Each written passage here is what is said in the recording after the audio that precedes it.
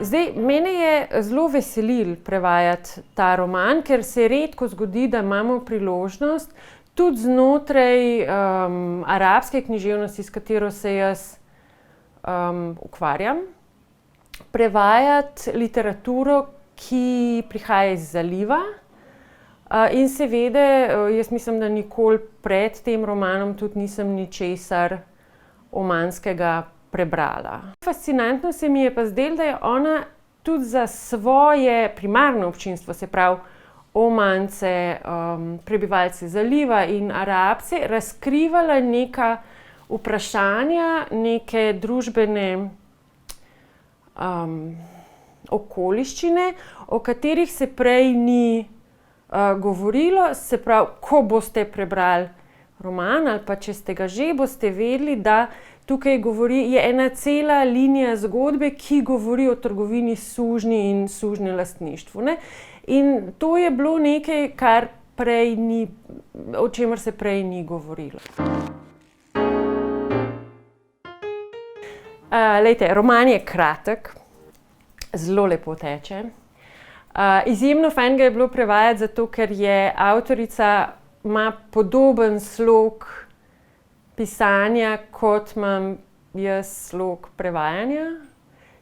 Če imate 5 besed, se vprašate, a lahko poveste s 3, potem pa poskusite z 1.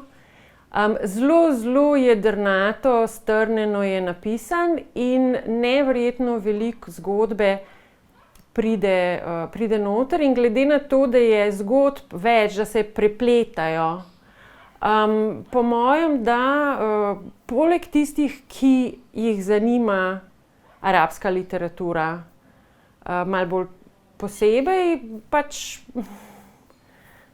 za vse je primerno. Jaz prevajam iz arabščine in iz angleščine in pravzaprav proces dela ni bistveno drugačen. Prevod je prevod, jezik je jezik.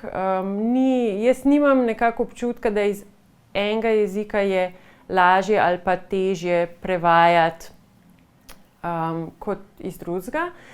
Seveda pri arabščini je neka dodatna komplikacija, ki sem jo malenkost načela že prej.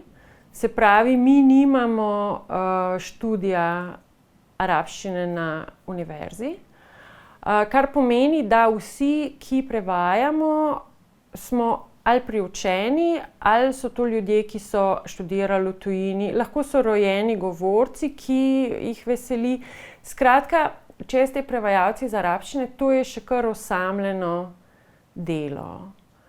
Zdaj manj, zato ker vsa ta socialna omrežja so nekako vzpostavila eno komunikacijo vsaj po spletu, da se lahko ljudi sprašuje in tako, ker druga stvar, ki seveda jo je tukaj treba omeniti, je, mi nimamo niti slovarja, ne, arabsko-slovenskega ali slovensko-arabskega.